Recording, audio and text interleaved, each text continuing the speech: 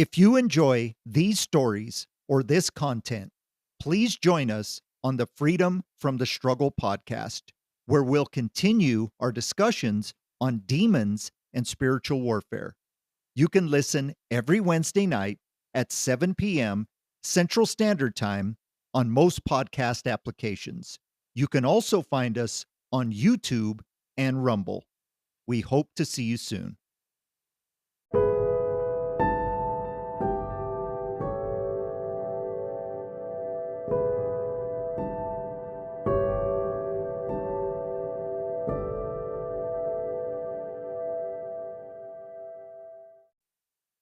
Chapter 16.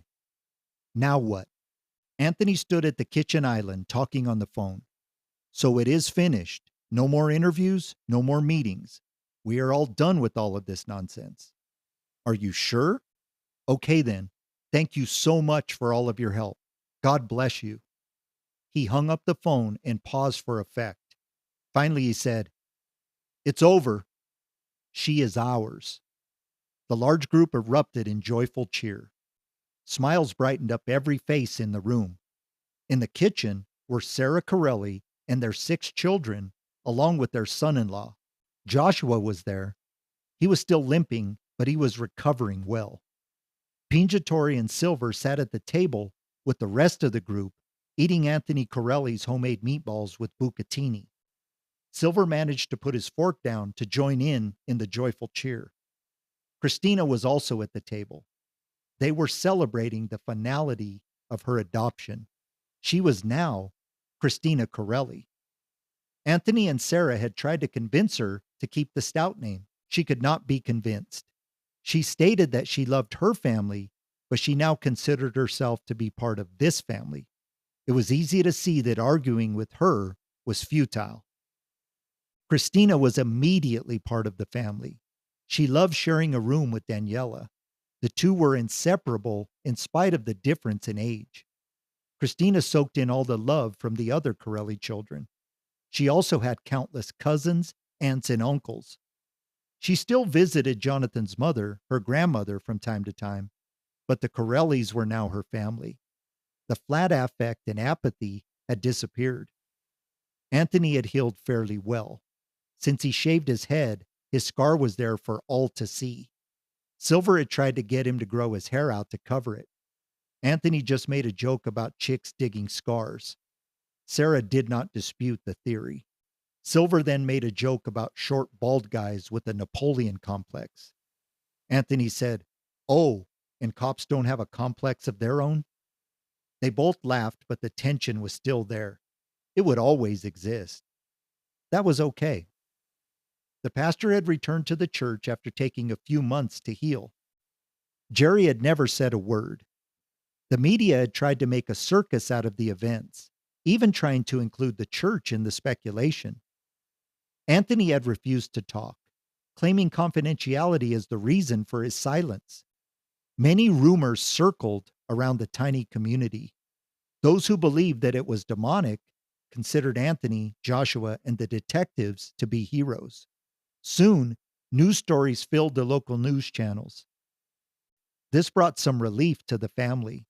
Now, Anthony was ready to get back to his pastoral duties. He was even preparing for his next sermon series. Jerry was happy Anthony was back since he was not sure how to minister to all those unlovable people that God had brought to Westview. Anthony's first week back was both exciting and busy. Anthony had made some new friends during this fiasco. Pinjatori was definitely his friend. Silver also considered Corelli his friend, but was too macho to say it out loud. Joshua and Anthony were still mourning the loss of Julie. They knew she was with Jesus, but they still missed her. There would always be a hole on their team as well as in their hearts. Anthony checked in on her family often. He had given them her message, which helped them heal. The entire group of survivors still had nightmares, but none of them even tried to mention them. They all prayed more and stayed close to one another. Although they had survived, the events would leave permanent scars. No matter how much they tried to explain the nightmare on Riddlewood Lane with their loved ones, No one would be able to understand like the fellow survivors. 2 months back, Silver and Pinjatori had been baptized by Anthony at a private late night service. Silver even cried but would punch someone in the face if they mentioned it in public. All in all, life was getting back to normal. Anthony and Silver had talked, and Silver was going to ask Pinjatori to marry him. Although Corelli had made a joke about her deserving a good man, he was happy for them. Silver was planning a romantic proposal. Christina spoke up and said, "Pastor Corelli, now that you adopted me, can I call you mom and dad?" Overcome with emotion, he tearfully responded, "Of course you can, sweetheart. We would love that." She said, "Good.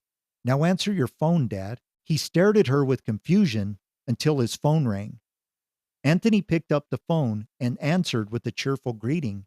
His expression immediately changed to serious. After a few minutes of jotting down an address, he turned and said, "Well, that was a woman who saw us on television. It sounds like the real deal. Anyone up for a trip to Aurora? We may need to kick a demon out of a home there." Silver said, "What do you mean us?" Anthony said, "You're one of us now. There's no turning back. Are you in, or do you have a manicure scheduled?" "One of these days, Corelli, your mouth is going to get you in trouble." "My mouth always gets me in trouble." They both nodded and laughed. As they made arrangements to make the trip, Christina sat by with her coat in hand. She saw the look on her new father's face. He was both concerned and annoyed. She said, "Listen, Dad, don't even try to tell me I'm not going. I saved you once. I'll probably have to do it again." Anthony said, "Christina, you are 8 years old. What kind of father takes his 8-year-old kid to exorcise a demon? They will take you away from us just as fast as they placed you here." She asked, "Since when did you start following the rules?" Silver chimed in, "Christina, you are going to fit into this family just fine." They laughed and Liz said, "Sempre avanti." Anthony replied, "You are right, Liz. We always go forward." Then the group set off to help the next family caught in the struggle.